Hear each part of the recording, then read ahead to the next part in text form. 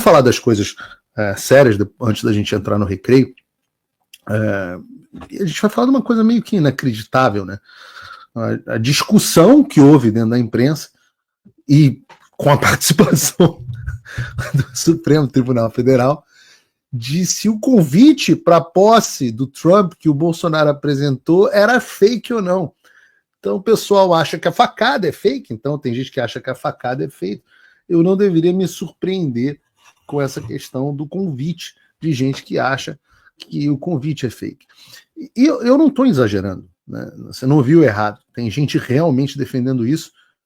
Eu peço a vocês aqui que você coloque o seu traje hazmat, assim, o seu traje de proteção contra coisas muito tóxicas, porque eu vou expor você agora na sua tela a uma quantidade de radiação equivalente a mais ou menos 5 minutos ali no reator central de Chernobyl. Eu vou abrir uma reportagem da Revista Fórum. Revista Fórum, quando eu falo Revista Fórum, pode abrir aí pra gente, Bruno. Quando eu falo Revista Fórum, eu boto entre aspas, porque a Fórum não é uma revista, né? A Fórum é um braço político de mídia da esquerda, inclusive do próprio Alexandre de Moraes. Vocês devem ter acompanhado a notícia da jornalista, se tornou público, né, da minha querida amiga Vicky, que foi ameaçada pelos jagunços do Alexandre de Moraes quando ela estava saindo do Brasil. Foi parada, jornalista alemã, estava fazendo um documentário independente sobre o Alexandre de Moraes, e ela foi parada pelos jagunços da Polícia Federal do Alexandre, dizendo que ela tinha entrado ilegalmente, retiveram o passaporte dela alemão ali por um tempo, numa tentativa de intimidação, e acabaram liberando a Vicky. Eu achei a maior graça do mundo, porque a Vicky, eu acho que eu fui o primeiro brasileiro que conheceu a Vicky. Ela sentou do meu lado, ela é uma ruiva, chama atenção assim, com os olhos claros, uma cara, assim, vocês viram, né? E ela sentou do meu lado no CIPEC e tal, e a gente começou a conversar. Isso tem, sei lá, 5 anos. E eu que comecei a falar dela no Brasil e apresentei o Eduardo Bolsonaro, que estava comigo, e ela começou a ter interesse no Brasil, e aí culminou nesse e agora ela está fazendo esse documentário, né? E obviamente isso não tem nada a ver com a pauta atual, mas o que eu achei interessante é a tentativa de intimidar a Vicky, porque o que eu achei, ela é toda tatuada e tal, eu achei interessante porque a Vicky era forças especiais no exército alemão. Quando eu a conheci, ela passou meses morando clandestinamente para fazer um documentário sobre a entrada de imigrantes ilegais na fronteira dos Estados Unidos. Ela foi para o México. A gente está falando de uma jornalista, a menina é casca grossa pra caramba. Então, essa parada, para mim, na tentativa de intimidação de uma menina casca grossa dessa, falhou miseravelmente. Eu vi que nunca esteve tão empolgada em falar sobre o Brasil e chamar a atenção no que está acontecendo no nosso país. Eu não chamei ela aqui ao programa porque eu já conversei com ela sobre esse assunto, mas a notícia, na verdade, aconteceu em setembro, né? Então já tem um tempinho. Mas, enfim, estava falando da Vicky e da revista Fórum, porque imediatamente depois que ela pediu uma entrevista para o Alexandre de Moraes, subitamente alguém da revista Fórum conseguiu o contato dela e entrou em contato com ela. Essa mesma revista dessa notícia aí, essa notícia que, pode botar na tela, Bruno? Eduardo Bolsonaro vira piada nas redes após convite fake do Trump. Que barra. Pô, e nego chama isso de jornalismo. E eu tô no inquérito das fake news. Meu Deus do céu. Eu tô no inquérito das fake news. Os caras se dizem uma revista, tem cobertura e informação privilegiada do gabinete do ministro do Supremo Tribunal Federal que combate fake news. Realmente o Brasil é o país da piada pronta. É o país da piada pronta. Então eu vou perder um tempinho explicando essa situação para vocês. Tudo começou depois que o Bolsonaro pediu ao Alexandre para liberar a ida dele nos Estados Unidos, né? A gente lembra disso? Falamos disso aqui no programa. O Bolsonaro com o passaporte retido. Ninguém sabe por quê, porque ele foi para os Estados Unidos. A meu contragosto, voltou para o Brasil, não deveria ter voltado, voltou ao Brasil, por decisão dele, voltou ao Brasil, ficou no Brasil, atendeu absolutamente tudo que o STF pediu, deu, sei lá, mais de 10 depoimentos, compareceu a tudo, participou do processo, pediu autorização para ir à posse do Milei sem nem precisar, foi à posse do Milei e voltou para o Brasil. Então, não tinha porque estar sem passaporte. Em fevereiro, nessa operação fajuta do inquérito do golpe, arrumaram um pretexto para tirar o passaporte dele. Então, o Alexandre recebeu o pedido, mas em vez de acatar o pedido, ele passou um vexame determinando que os advogados do presidente apresentassem um documento oficial para comprovar que o Bolsonaro havia mesmo sido formalmente convidado para a posse do Trump. Umas aspas aqui, ou umas aspas aqui, antes de nós continuarmos, né? O mesmo cara que pediu a comprovação de convite eletrônico é o cara que manteve o Felipe Martins preso por meses. Meses. Com base, aliás, uma aspa, não, um parêntese. Por meses, com base em uma mentira que já havia sido desmentida pelas autoridades americanas. Esse é o mesmo Alexandre que não aceitou a validade do convite do Trump ao Bolsonaro, né? Esse é o cara que resolveu intimar o Elon Musk, intimar a rede social, intimar a empresa internacional por postagem no X. Então é claro que para ele vale o que ele quer. Para os outros, né, a formalidade dos procedimentos vale quando é para atrapalhar. Claro que o ministro Alexandre de Moraes não tem nenhum zelo por formalidade, não tem absolutamente. Faz o que ele quer, né? Ele está cagando de porta aberta no Supremo Tribunal Federal. E foi isso que bastou, esse questionamento estúpido, vergonhoso do ministro Alexandre de Moraes, foi o que bastou para que os vermes do braço midiático do Alexandre de Moraes espalhassem a mentira efetiva fake news. Porque tem muita gente que diz, não existe fake news. Eu falo, não, existe fake news, não é crime, mas existe. Fake news é a notícia falsa com dolo, com o objetivo de manipular a opinião pública numa direção enganosa. Então, houve essa fake news de que o Trump não havia sido convidado pelo Bolsonaro. O Trump não havia convidado o Bolsonaro para posse, coisa nenhuma. E eu acho que o entorno do presidente já fez um bom trabalho desmentindo essa versão, comprovando que a gente já sabia, né, que o Trump, de fato, eu digo porque eu testemunhei o processo, testemunhei os bastidores, eu, Paulo, que não vale para processo, mas talvez valha para vocês da audiência, testemunhei como foi. E, obviamente, as pessoas que não têm contato aqui nos Estados Unidos ficam meio perdidas, não sabem nem como é que funciona. Mas eu posso confirmar que o presidente Bolsonaro foi sim convidado e disse, e circulou nas redes sociais, que foi convidado por intervenção direta de Donald Trump, a contragosto de alguns, inclusive do entorno. E é muito difícil, eu diria que é extremamente fácil desmentir essa história de que o convite foi fake, né?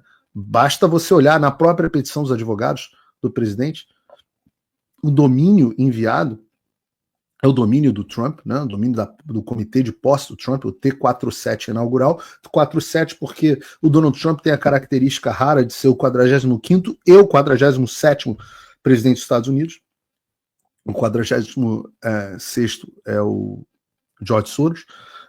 Na verdade, é o Joe Biden, mas ninguém acredita de fato nisso. E no site da posse dá para você ver isso. Se você for lá na aba de perguntas frequentes, você vai ver que o contato indicado também tem esse domínio, T47 inaugural, confirmando que esse de fato é o e-mail oficial. Então, para fechar o caixão dessa narrativa, os advogados do Bolsonaro apresentaram ao Alexandre o convite. Esse convite é assinado pelo Steve Witkoff e pela Kelly Loeffler, os presidentes do comitê inaugural do Trump e do J.D. Vance. Não tem como falar que esse documento não é verdadeiro. Tem o registro, né, dessas pessoas no domínio e tal. E aí a gente volta para o ponto que a gente falou na semana passada, que o Alexandre agora está entre a cruz e a espada, porque se ele deixa o Bolsonaro ir, não deixa de ser uma demonstração de fraqueza, permite que o Bolsonaro se exponha por ele mesmo, exponha a situação do Brasil para alguns dos homens mais importantes do mundo, e se ele não deixa, a gente tem um burocrata de Brasília impedindo um convite direto do Donald Trump, e eu repito o que eu disse no último programa, o Trump leva muito para o pessoal as coisas, essa é uma característica dele, mas corrobora toda a tese que eu venho plantando, né, com base na realidade, aqui nos Estados Unidos, de que o Brasil se tornou efetivamente uma ditadura. E aí não há mais... o grau dessa ditadura e da perseguição política e de que nós não temos um processo sequer eleitoral legítimo, uma vez que você proíbe o principal opositor e líder nas pesquisas eleitorais de viajar, está escancarado. A ditadura brasileira fica escancarada. Mas eu diria que o principal ponto já foi atendido. Eu não sei se o Supremo Tribunal... Muita gente me pergunta, os jornais estão dizendo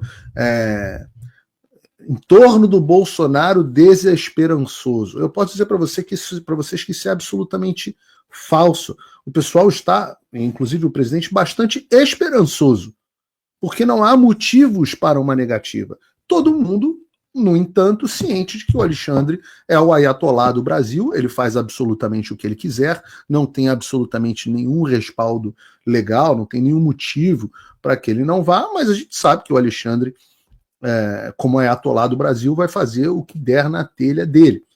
Posto isso, ele mandou hoje para a Procuradoria-Geral se manifestar. Eu não sei se alguém tem alguma ilusão aqui de que isso não vai ser um jogo combinado.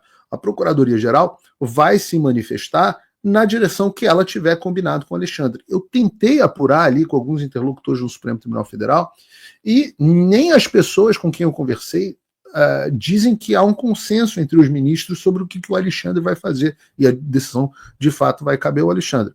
É mais provável que o Alexandre negue? É mais provável que o Alexandre negue.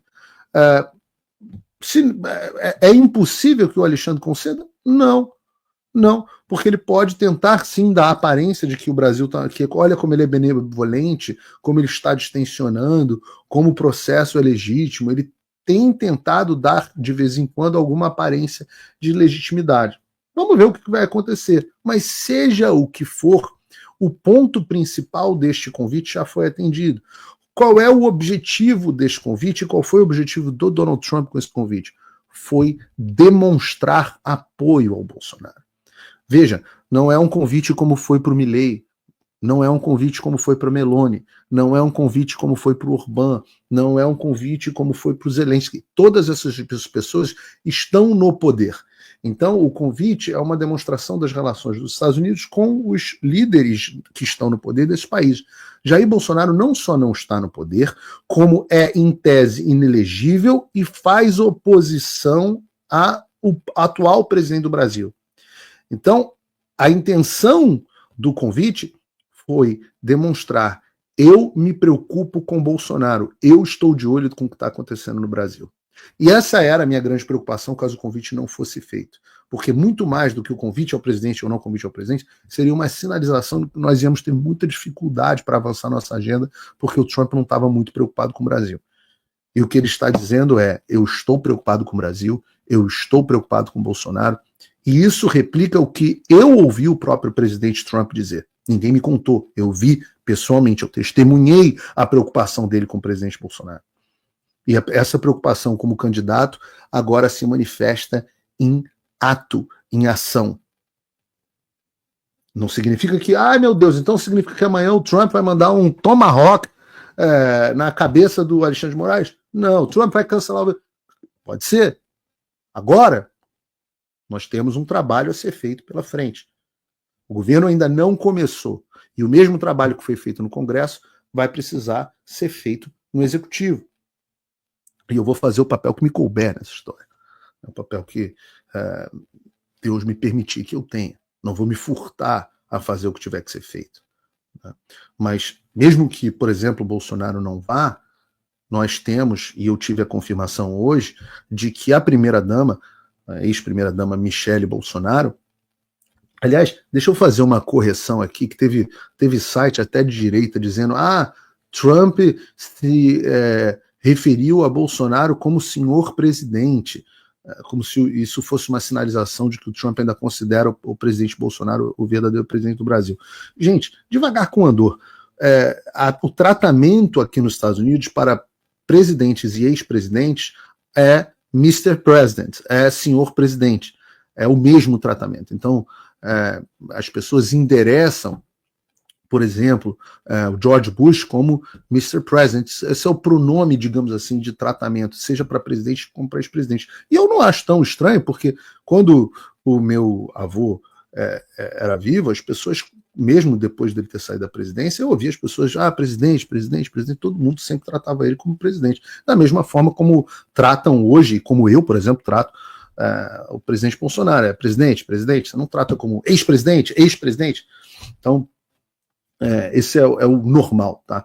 Mas, falando aqui da ex-primeira-dama, na primeira-dama, eterna primeira-dama, Michele Bolsonaro, eu acho que o contraste entre a Michele e a Janja talvez seja maior do que entre o Lula e o Bolsonaro, né? Assim, é uma diferença de mundo muito grande.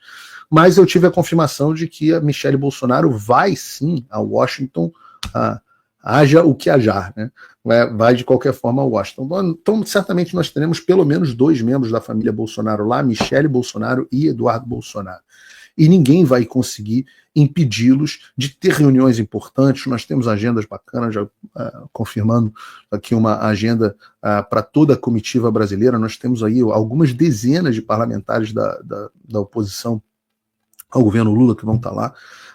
E a gente vai expor o que está acontecendo no Brasil, na América, vai continuar essa construção da ideia. As pessoas acham que é assim, você bate na porta e fala, cancela o visto. O cara, poxa, valeu, vou cancelar o visto. Isso é um processo de construção. Mas no Congresso nós não conseguimos. Não, nós conseguimos. Mas mudou o Congresso. Tudo bem, nós vamos conseguir de novo. Agora a gente precisa agir de forma alinhada com o Executivo. Isso vai demandar muitas reuniões, muitos encontros, um ano onde eu estou preparado para ir exaustivamente para Washington. Eu estou preparado exaustivamente para trabalhar ao longo desse ano nessa direção e de ter um parlamento muito mais alinhado, parlamento brasileiro muito mais alinhado conosco do que estava antes. Ora, veja, nós não teremos Paulo Figueiredo Show na quarta e na quinta-feira, porque na quarta e na quinta-feira eu estarei, a partir de amanhã, oferecendo um curso de imersão de política americana para alguma coisa como 2 dúzias de parlamentares, deputados, senadores e seus assessores, para que eles entendam a política americana, entendam o que se passa na América, qual é o sentimento da América, o que está acontecendo aqui, como que o governo Trump pode nos ajudar, nós como parlamentares, nós como oposição, nós como conservadores, nós como direita, dentro do Brasil. Como que o Brasil se encaixa, como que esse diálogo ser feito. O fato de nós termos um grupo de parlamentares que quer aprender sobre isso e vai dedicar 2 dias, e antes que perguntem, o curso não teve absolutamente nenhum custo, pelo contrário, eu ofereci o espaço, eu ofereci absolutamente tudo, comida, tudo por minha conta, graças a vocês, meus apoiadores.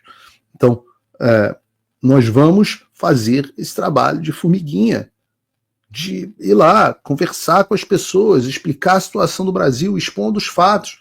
Ora, o Lula só nos ajuda. O Lula manda gente para a posse da Venezuela, nos ajuda. O Lula resolve monitorar a população brasileira, nos ajuda. O Alexandre quer censurar a rede social, vamos falar sobre isso, sobre Mark Zuckerberg, etc., nos ajuda. Tudo para nós expormos o que vem acontecendo no Brasil. Tomara que ele aumente a treta dele com o Mark Zuckerberg. Se você acha esse trabalho importante, você também pode participar dele. A primeira coisa que eu peço a você é que você se torne meu apoiador. Você pode entrar no meu site www.paulofigueiredoshow.com/apoie e contribuir com a módica quantia, se usar o cupom de desconto aqui, Figueiredo Show, que está aqui na descrição, com a módica quantia de pouco mais de $5 por mês. Se você pegar o plano anual, não dá nem $5 por mês. É uma promoção, eu sei que o dólar está caro, mas ainda é uma promoção do McDonald's. E você vai lá e coloca o seu tijolinho. Essa é a sua forma de contribuir. Se você acha que vale a pena, se você acha que esse tipo de jornalismo vale a pena, se você acha que essas ações de expor o que está acontecendo no Brasil valem a pena. Na sexta-feira já estou eu de novo, antes de viajar para Washington, na rede de televisão One American News, explicando a situação do Brasil, falando sobre a ida do presidente Bolsonaro. Já estarei lá, onde eu tenho ido com frequência. Eles, inclusive, me convidaram para participar da cobertura da posse. Então, isso é trabalho. Tem editorial que eu acabei de terminar ontem, explicando a importância do Brasil na política externa americana. Isso é graças a vocês. Vocês são os meus apoiadores, vocês que garantem isso. Há a possibilidade ainda de você se tornar meu patrono Gold, com a quantia de $500 por ano, que dá um pouco menos de $50 por mês, ou $50 por mês no plano mensal. Você se torna, tem um apoio mais robusto, ganha acesso ao meu e-mail, ganha acesso ao nosso grupo de patronos, às nossas reuniões, mas acima de tudo, você que pode mais, consegue suportar o fardo daqueles que estão ferrados, que não conseguem. Então, tem muita gente prosperando no Brasil, tem gente que não está rica, mas consegue ali comprar um carro importado, etc. E $50 por mês não vai quebrar o banco da pessoa. E essas pessoas são as pessoas também que eu conclamo a me apoiar. Enquanto isso, o governo Lula vai, volto a dizer, violininho, com o Titanic afundando, né? É um governo que praticamente acabou. Né? É um governo que mostramos aqui e temos mostrado, como todas as pesquisas de popularidade mostram, um governo naufragando mesmo. E, ao mesmo tempo, o governo resolve ter a brilhante ideia de começar a monitorar todas as movimentações de Pix acima de R$5 mil. Ou seja, R$5 mil, que é aproximadamente aí, sei lá, $800, que é menos do que o salário mínimo aqui nos Estados Unidos, é uma quantia que, não é quantia de rico, não. É quantia de classe média baixa. Né? Se você parar para pensar, o cara que... Até porque muitas pessoas não ganham isso, não lucram isso. Essa é a receita das pessoas nas suas pequenas... Muitos de vocês estão em casa aqui, nas suas pequenas operações, nas suas operações de venda de ambulante, você recebe isso e depois tem que pagar os seus insumos, não é nem o dinheiro que você bota para dentro. Então, é um governo que agora vai... E quem achou que a ditadura ia acabar no Paulo Figueiredo é um idiota. É óbvio que a ditadura vai acabar com o monitoramento da tua vida. Porque o governo acha que o que você produz é dele, você que dá ali o seu jeito, que dá nó em pingo d'água para conseguir fechar as contas do mês, esse governo que é atrás de vocês. Eu vou dizer, teve uma medida muito parecida do governo Biden aqui nos Estados Unidos, quase idêntica, no caso era com movimentações de Zelle, que é o Pix aqui americano também, acho que era $5 mil o valor, e o Trump e os republicanos retiraram dinheiro da Receita Federal americana para que isso não fosse concretizado. Mas a ideia é a ideia central da esquerda, de que o governo tem o direito de monitorar cada aspecto da sua vida e vão sangrar todo o seu rico dinheirinho. E isso está em todos os aspectos da sociedade brasileira. Então, diante disso, né, vem a pesquisa, Paraná Pesquisa. Então, a gente está tendo pesquisas com o Lula desmontando na popularidade e o Bolsonaro despontando na popularidade. O que é absolutamente incrível.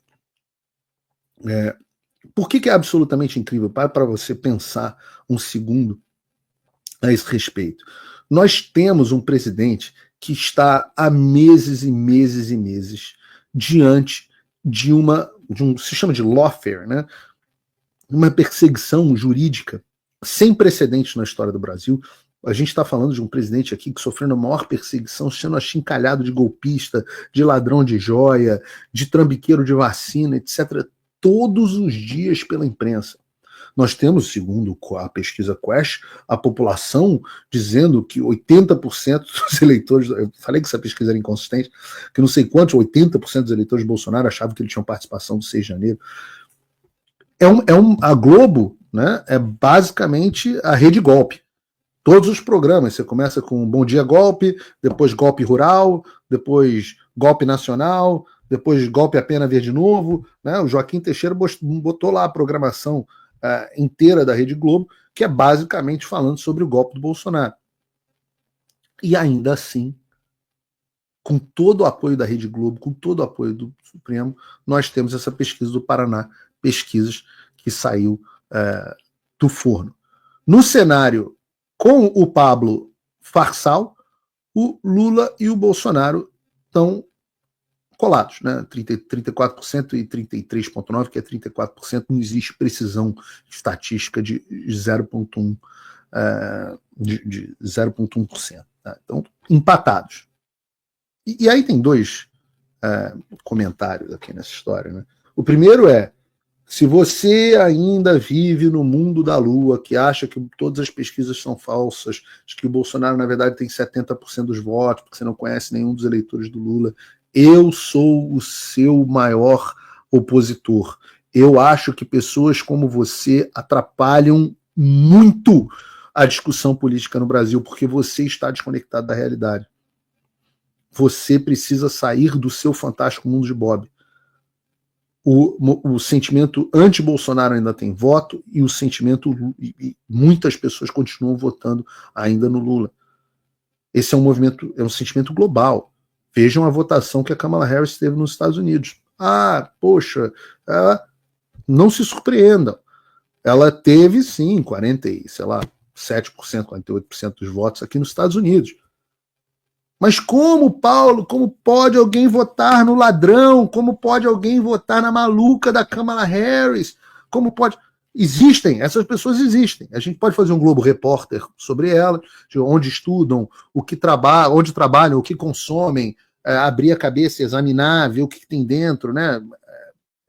Daqui para cá tem cocô, daqui para cá não tem nada, a pessoa faz assim, aí fica tudo cocô. Mas essas pessoas existem. E a gente precisa aprender a se comunicar com elas. A gente precisa tirar elas do transe e da hipnose da grande mídia. E quando eu digo aqui, eu falo do Paraná Pesquisas, é porque eu falo a institutos de pesquisa. E estatística funciona. Você só está vivo e usando tecnologia porque a estatística funciona. Sim, é possível entrevistar 2.000 pessoas e ter um termômetro da temperatura de uma população. Sim, é possível. É a mágica da estatística que você talvez não tenha estudado na escola. Existe. E sim, Lula tem muitos votos, Kamala Harris tem muitos votos, a esquerda ainda tem votos. Nós precisamos tirar essas pessoas do transe das pessoas na grande mídia. Quando eu mostro aqui, pelo percentual de pessoas que se informam pela televisão, Lula tem ainda a maioria dos votos. O que nós precisamos fazer? Ora, precisamos explicar para as pessoas que a televisão hoje é uma ferramenta de doutrinação política e fazer com que a pessoa pense de forma independente. É o dever de casa. Não adianta brigar. A Institutos Sérios e o Paraná Pesquisa, eu digo a vocês, eu já trouxe ele aqui, inclusive, para comentar as eleições municipais, o Murilo do Paraná Pesquisa, é um instituto sério.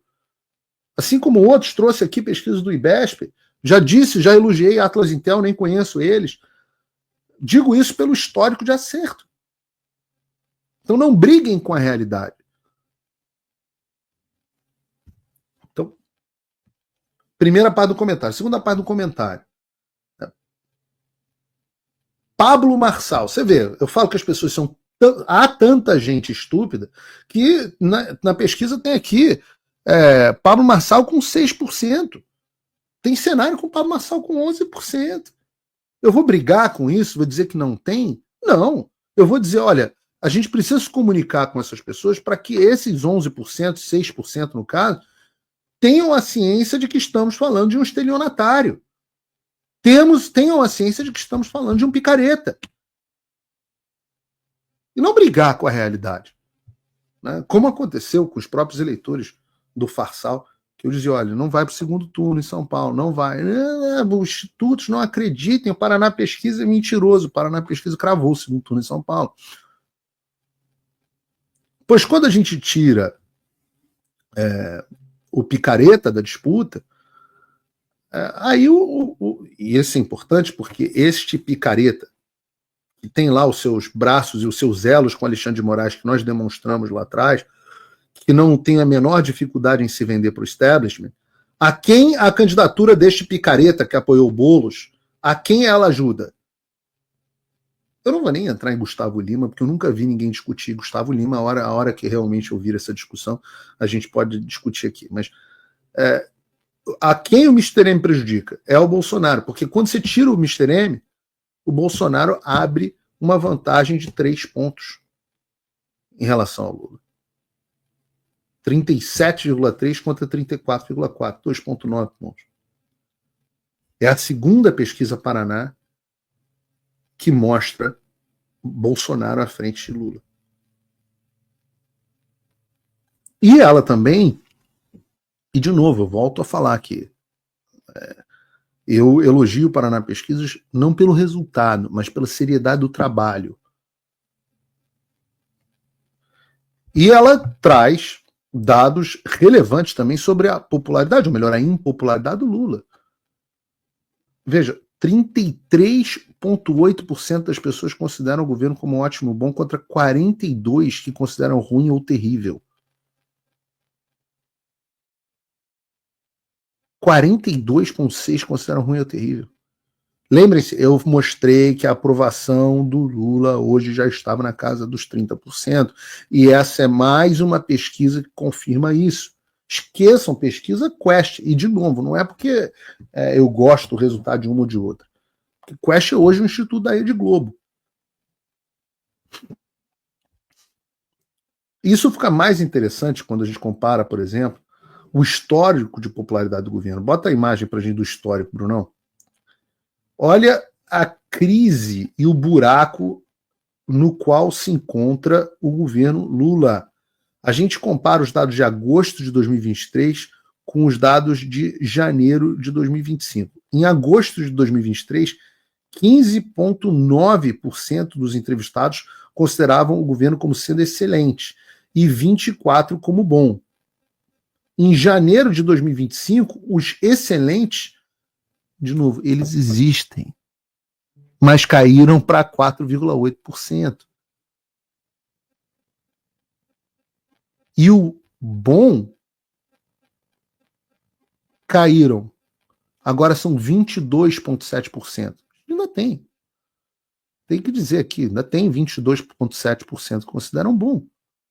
E 11,1% que consideram como excelente. Queda de 4,8 pontos. Mas o grande número aqui é outro. Vocês olhem em agosto de 2023, e esse é o ponto fundamental aqui. Em agosto de 23, 23%, 23,7%, quase 24% das pessoas consideravam o governo Lula como terrível. Em janeiro de 2025, o número disparou mais de 10 pontos e já são 34,2%. É um aumento de quase 50% no percentual que considera o governo terrível. Então, eu volto a dizer, musiquinhos do Titanic. O governo Lula está naufragando e a maioria da população rejeita o governo. E uma parcela gigantesca da população considera o governo terrível, um desastre. Milhões e milhões de pessoas. É natural que você se relacione mais com essas pessoas. Afinal, você está assistindo o Paulo Figueiredo Show. Né? Eu peço para você mandar o programa para os inimigos justamente por isso. Que os seus amigos já gostam do Paulo Figueiredo Show.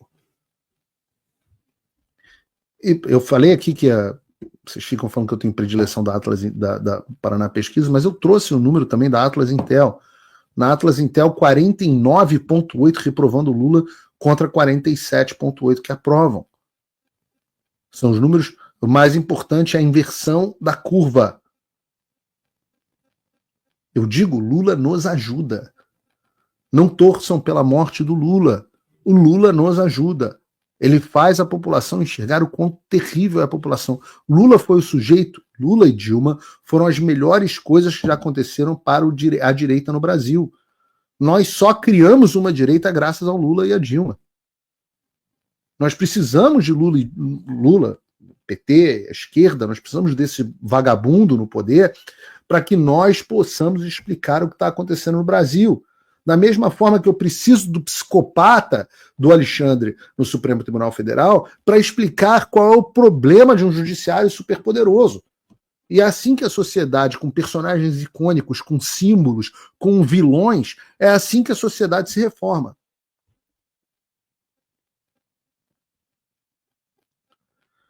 E não é.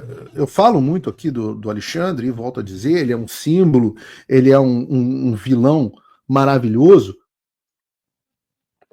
Ele poderia, claramente, estar ali no elenco do novo filme do Superman, que eu estou aguardando ansiosamente, no papel de Lex Luthor. Né? Ele tem a cara de um vilão de filme de James Bond. Ele tem a postura, ele é arrogante, ele é detestável, ele é uma figura detestável. Mas ele é apenas, já falei aqui, tem vários méritos, a gente precisa, méritos negativos, né? Ele é responsabilidade, mas ele não é o único, ele é representante de uma corrente. Ele é suportado por uma corrente global. Ele é representante de uma visão do Supremo Tribunal Federal, que é hoje a visão dominante. E isso fica mais difícil, mas precisa ser exposto quando nós temos outra figura, como, por exemplo, um homem muito mais agradável, que é o ministro Barroso. O ministro Barroso é o ministro mais ideológico da corte, é o mais, vou chamar aqui de preparado ideologicamente, é o queridinho das ONGs internacionais, de George Soros e etc, etc. É o homem que avança todas as pautas ideológicas de drogas, de anticristãs, de aborto e por aí vai. Mas ele é uma figura que nós temos amigos em comum que falam, não, o ministro Barroso é uma pessoa muito agradável, ele é muito... O Alexandre não, todo mundo diz que ele é um escroto, inclusive os supostos amigos dele. Mas o Barroso não. O Barroso todo mundo fala que é gente boa, que é uma figura agradável, uma pessoa assim que você teria curiosidade de conversar. Mas quando você abre o que ele realmente pensa, e nós temos a oportunidade nesse editorial, na verdade é um artigo de opinião no Estadão, onde ele critica o próprio Estadão. E o motivo? O fato do Estadão estar fazendo algum humilde jornalismo e estar criticando o Supremo. Resumidamente, nesse texto, o Barroso reclama dos mais de 40 editoriais escritos no Jornal do Estado de São Paulo, em que o objeto era o Supremo Tribunal Federal. Segundo o Barroso, praticamente todos os editoriais foram duramente críticos, com muitos adjetivos e tom raivoso, ainda que não deliberadamente, contribuem para um ambiente de ódio institucional que se sabe bem de onde veio e onde pretendia chegar. Ou seja, o Estadão, ao criticar um serviço público pela incompetência e pela série de ilegalidades que eles vêm cometendo ao longo dos últimos anos, nas palavras do Barroso, o Estadão é cúmplice do discurso de ódio golpista. Para o Barroso, e na verdade para o Supremo Tribunal Federal, e na verdade para qualquer tirano do mundo, jornal bom é o jornal que baba o ovo deles. É o jornal da Daniela Ozempic, a vaquinha Ozempic. O restante só serve para propagar discurso de ódio, ataque às instituições. Tem alguma coisa mais soviética que isso? Né? O Barroso, por exemplo, que é um cara que gosta de estudar história, deveria saber, por exemplo, que o termo politicamente correto tem origem soviética. Né? O que é algo politicamente correto? Ou politicamente incorreto?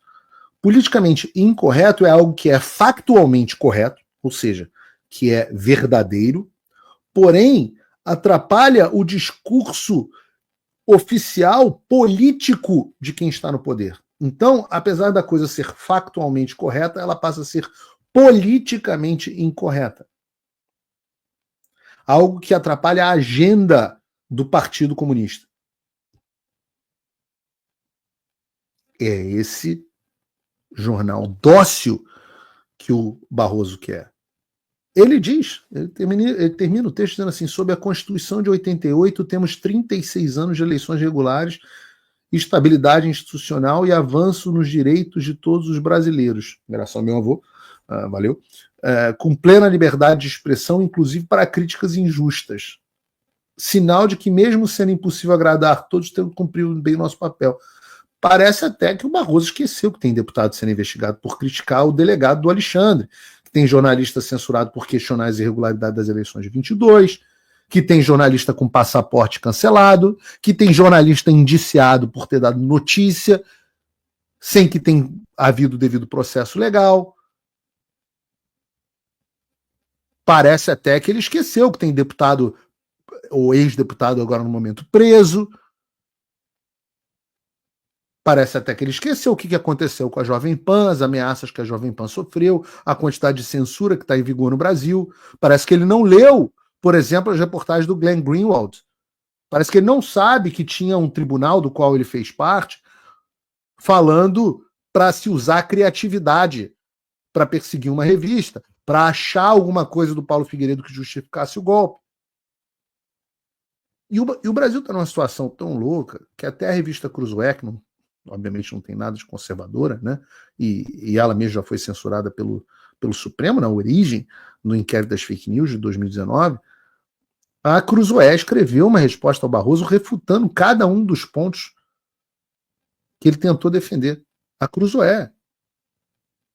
Eu recomendo a leitura, porque a conclusão da Cruzoé é a mesma que a minha. O Supremo Tribunal Federal é o principal agente de censura do Brasil, além de ser o principal causador da crise institucional que nós vivemos, que é a falência completa da democracia brasileira por falta de confiança nas nossas instituições. O Barroso pode escrever o editorial que ele quiser.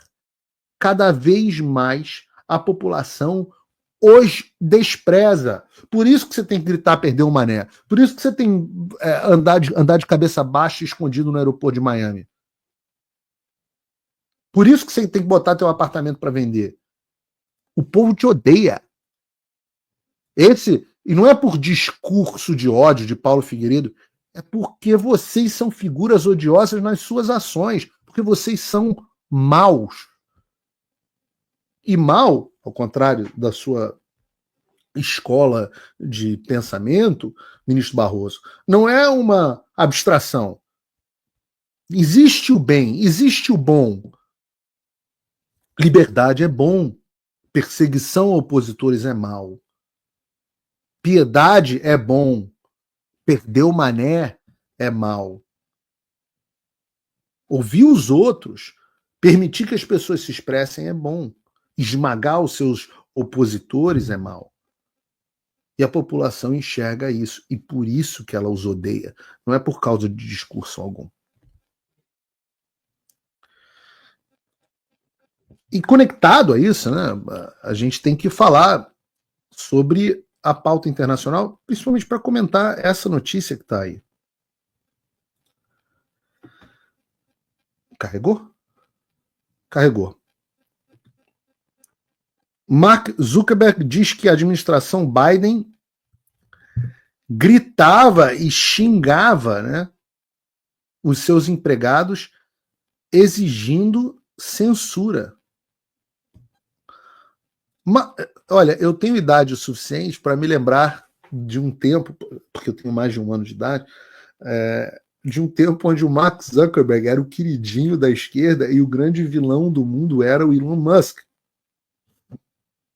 Lembram desse tempo longínquo do ano de, sei lá, 2024? Pois bem, durante o último programa do Joe Rogan, não foi o último, acho que foi o penúltimo, mas que seja, com a participação do Mark Zuckerberg, o dono da Meta fez mais um expose para cima da administração Biden. E, segundo o Zuckerberg, membros do governo Biden costumavam gritar e xingar os funcionários da Meta, mandando que eles censurassem e derrubassem o conteúdo a pedido deles. Se você está querendo saber por que sua rede caiu, mesmo sem ordem do Supremo Tribunal Federal, a minha eu sei. Né? Inclusive eu peço a vocês, estamos chegando aí a 40 mil seguidores, já que você siga, peço ao Bruno para colocar aqui na tela, a minha nova conta no Instagram, realpfigueiredo08, @realpfigueiredo08. Mas o fato é que nós tínhamos funcionários do governo Biden ligando para uma empresa privada, xingando e ameaçando, mandando retirar conteúdo. Vários desses conteúdos eram relacionados à Covid, coisas que hoje se comprovaram verdadeiras. E que até agora no YouTube a gente não sabe se pode dizer ou não. Lembrem-se, eu tive 2 strikes no YouTube, os 2 foram relacionados a coisas que eu não podia dizer sobre a pandemia.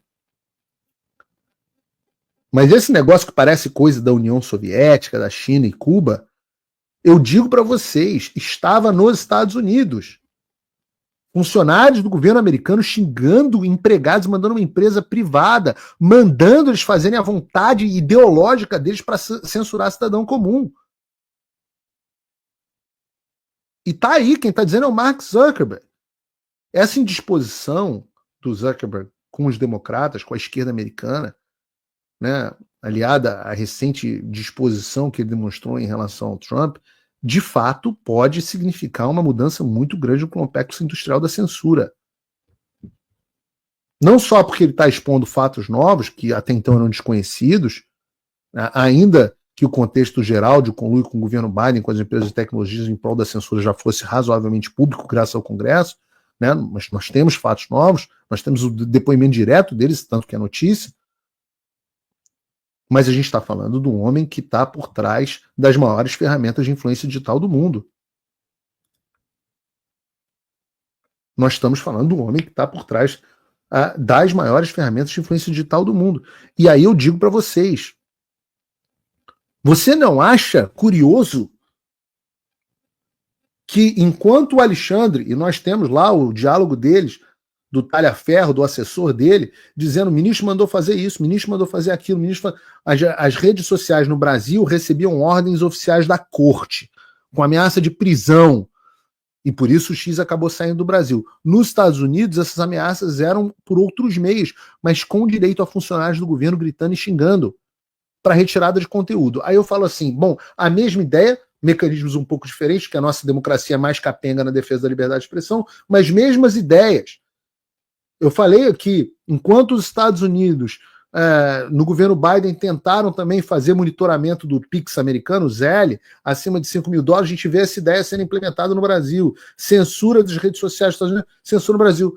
Vocês acham que isso é o quê? É o governo americano que está copiando o brasileiro que está copiando o americano, ou que tal uma outra hipótese? De que ambos respondam ao mesmo mestre. Mesmo que esse mestre não seja um sujeito num porão, com aquela luz azul, um reptiliano sentado na cabeceira, o George Soros na outra, mesmo que a reunião não seja assim, mas que o George Carlin diz, né, quando você, o comediante, quando você tem ideais alinhados, você não precisa de conspiração. Mesmo que esse mestre seja um espírito, uma ideia, uma visão de mundo, o espírito de Caim, como diz o Jordan Peterson.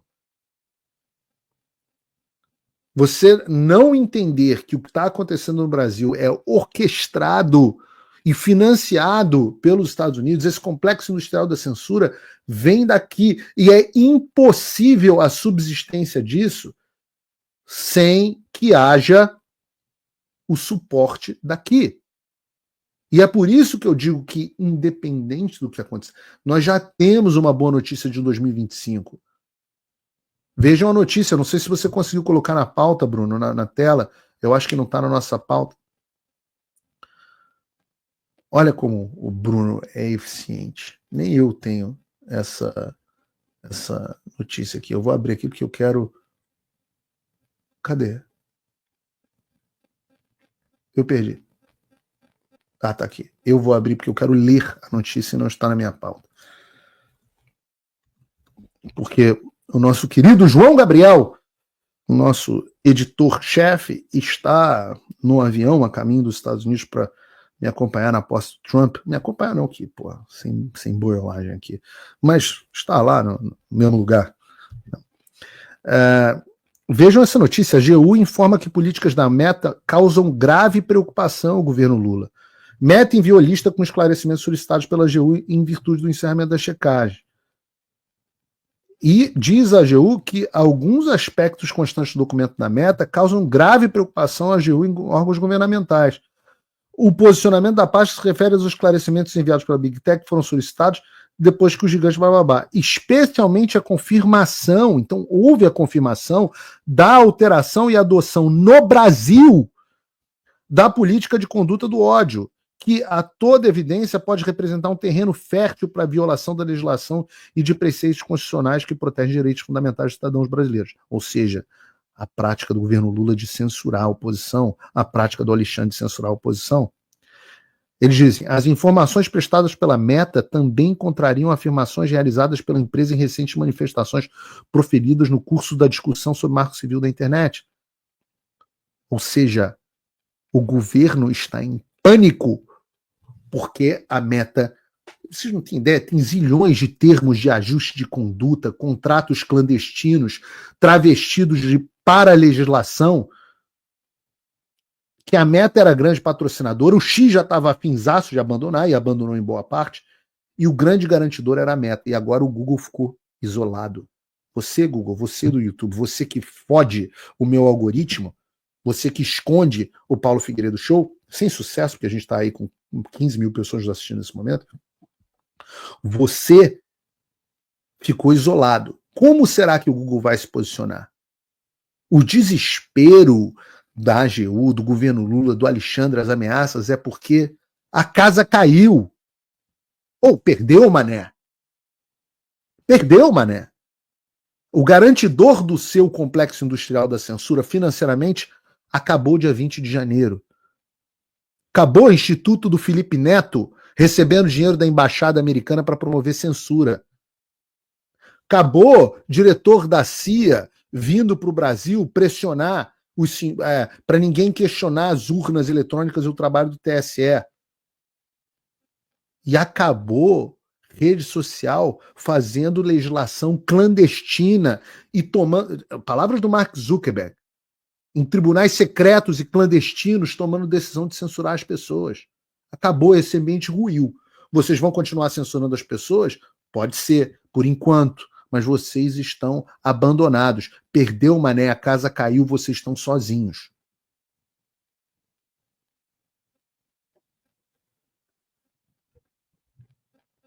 Pois bem. Eu quero fazer um react aqui a um vídeo que eu vi, porque eu tenho o direito de me divertir. O bom de ter o meu programa é que eu falo o que eu quiser e eu pago a internet para me divertir. E eu me diverti imensamente com o Monark esfregando a cara de um idiota desse aí da internet, não sei o que, brigadeiro. E eu vou reagir a esse vídeo. Mas antes, eu quero aproveitar para a gente falar da Migrex, né, o meu empreendimento com a minha querida doutora Ludmila Lins Grilo, porque tem absolutamente tudo a ver com o que a gente vai falar. Você não precisa estar se arrebentando no Brasil. Você pode, inclusive, brigar pelo Brasil de fora, enquanto protege o futuro da sua família. E Ludmila e eu nos unimos justamente para criar um serviço de imigração para os brasileiros terem um plano B, para eles construírem uma vida com mais segurança e estabilidade, seja nos Estados Unidos, seja na Europa. A Imigrex a gente fez para isso. Então, o que é o objetivo da Imigrex? Te tirar da mão de picareta, que as pessoas pensam, poxa, mas como é que eu vou para os Estados Unidos sem visto? Eu falo, se você é um profissional minimamente qualificado, dentista, médico, advogado, um cabeleireiro com uma técnica especial, o que quer que seja que você faça, se você for o melhor que você faz, se você for qualificado, tem jeito de você migrar para aqui e tem jeito de você migrar para os Estados Unidos, sem pagar esses 30 mil dólares que o escritório de advocacia cobra. A gente cobra um valor justo, decente, porque aqui tem uma missão, a missão de te ajudar, missão de te tirar do mercado de picareta. Eu quero ajudar a viabilizar a tua vida. Eu estava escrevendo no meu artigo, o Brasil já tem 2,5 milhões de brasileiros aqui nos Estados Unidos, aproximadamente. Nós estamos passando os cubanos. Nós vamos criar aqui nos Estados Unidos uma comunidade ainda mais próspera, com participação política, e vamos, como já estamos fazendo, ajudar o Brasil. Nós já fomos decisivos nessa eleição em várias cadeiras, como, por exemplo, a cadeira da Maria Salazar. É aqui que a gente vai ganhar a guerra do Brasil, porque a gente nunca vai se separar do Brasil. Ao mesmo tempo que você vai poder prosperar, empreender em paz, com segurança, estabilidade, etc, etc.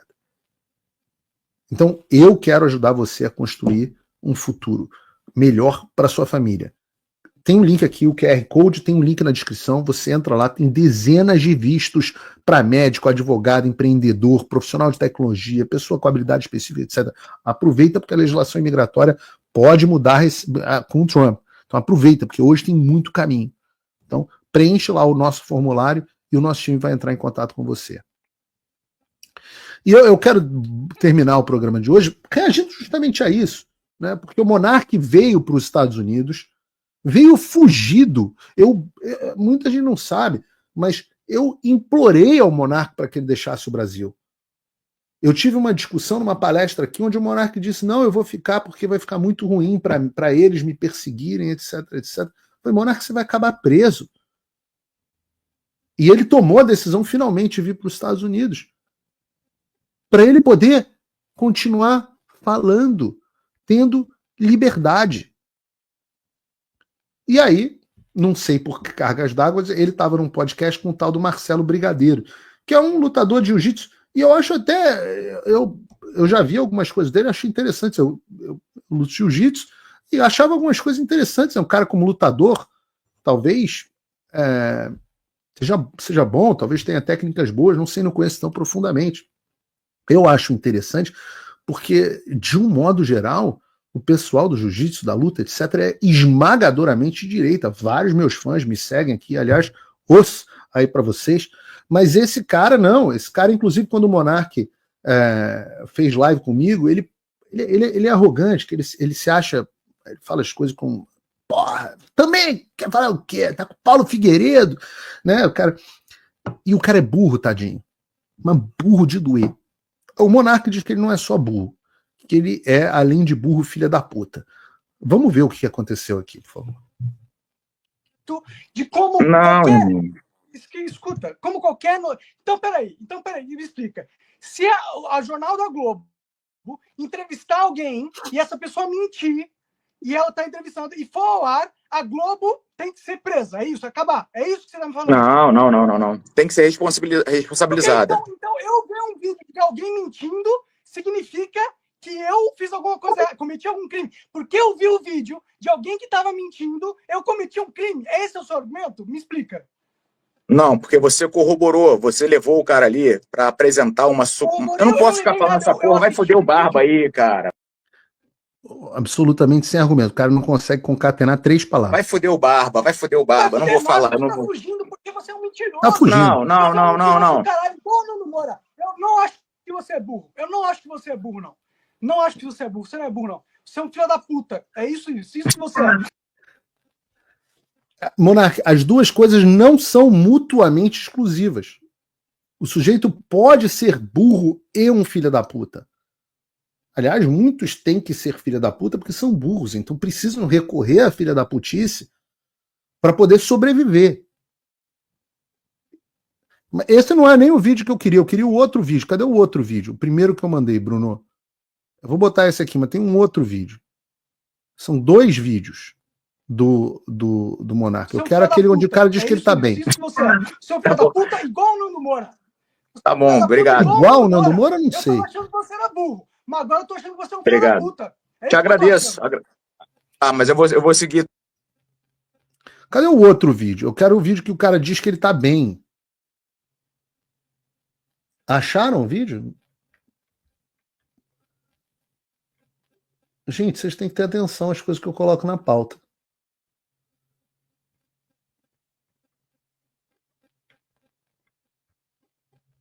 Tem que ter atenção às coisas que eu coloco na pauta. Mandei 2 vídeos. São 2 cortes no Monark. Aqui, ó. Esse aqui, ó. Aqui, ó. Pronto. A discussão que acontece, e se o pessoal da pauta aqui conseguir colocar pra gente, onde o Monark fala: você tá fudido aí no Brasil. Eu tô mal aqui nos Estados Unidos, eu tô vivendo bem, quem tá fudido é você. Aí o cara, esse que eu digo que, além de filha da puta, é burro, ele é tão burro que ele pega a câmera e redireciona e mostra uma praia. Aí eu falo assim, hã? Mostrando a praia? Tá na praia, é sinal que você tá bem? Bota aí pra gente. E o que você tá fazendo? Mas tu não... Mas olha, luta, cara. olha a merda que tu fez, cara. Como é que tu tá ajudando agora sem poder falar? Nos Estados Unidos vivendo uma vida boa. Quem tá se fudendo é você, cara. Você não consegue perceber isso? Olha o tamanho da jumentice. Tá se fudendo, cara. Mas você não pode falar o que você quer. Os seus filhos...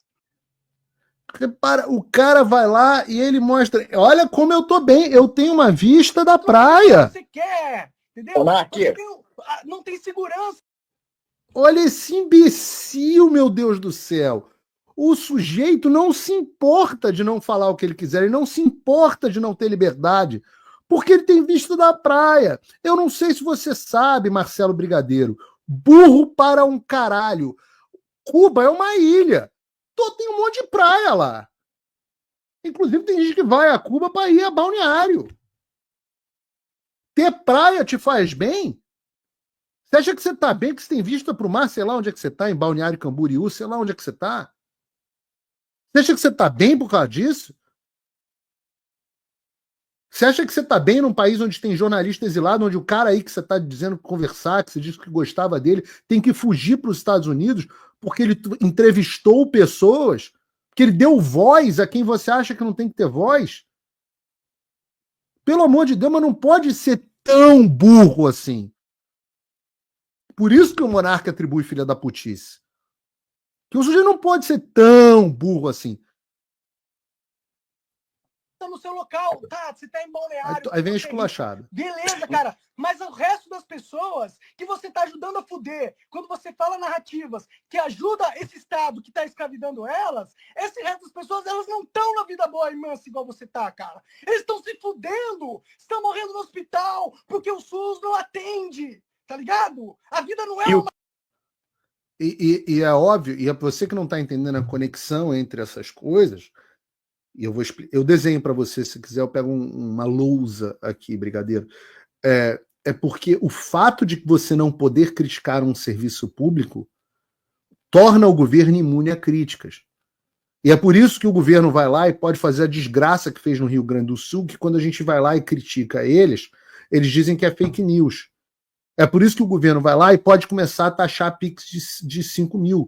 É por isso que o governo vai lá e pode começar a perseguir cada um dos jornalistas que comecem a criar narrativas desconfortáveis. A censura não para no monarca que está entrevistando caras que você não gosta.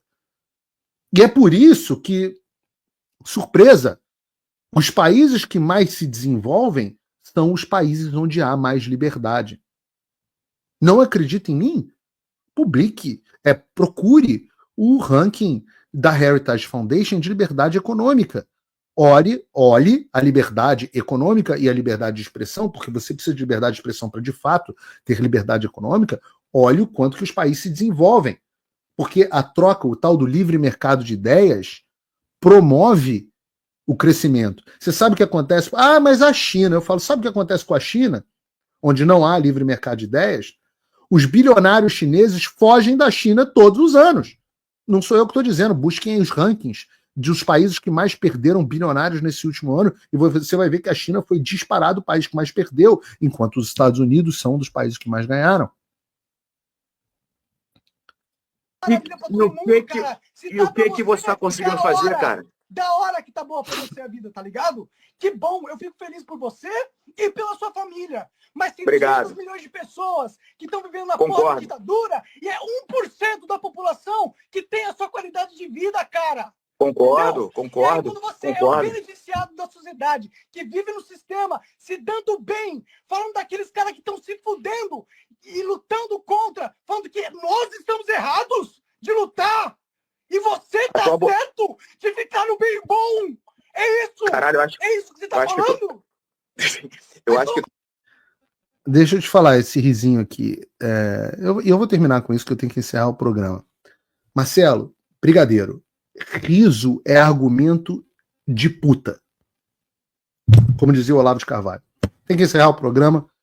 Não teremos Paulo Figueiredo Show na quinta-feira, porque eu vou estar em imersão de curso para os nossos parlamentares que vieram aprender sobre política americana, e nem na terça-feira, porque eu vou estar retornando de Washington na posse do Donald Trump. Então, aos inimigos que receberam a live de hoje, fiquem felizes. Vocês vão ficar sem mim por mais uma semana. Aqueles que morrem de saudade, não se preocupem, o nosso site continua funcionando e você pode me acompanhar no X, eu vou no X e no Instagram, novo Instagram, @realpfigueiredo08, onde eu vou mostrar alguns bastidores dos eventos lá em Washington com Donald Trump. Se você gosta de acompanhar, realpfigueiredo08 no Instagram. Eu peço a você, acima de tudo, que considere a possibilidade de se tornar meu apoiador, www.paulofigueiredoshow.com/apoie. Eu agradeço mais uma vez a enorme audiência que nós tivemos hoje. Que Deus abençoe o Brasil, Deus abençoe a América, e até o próximo Paulo Figueiredo Show na quinta que vem.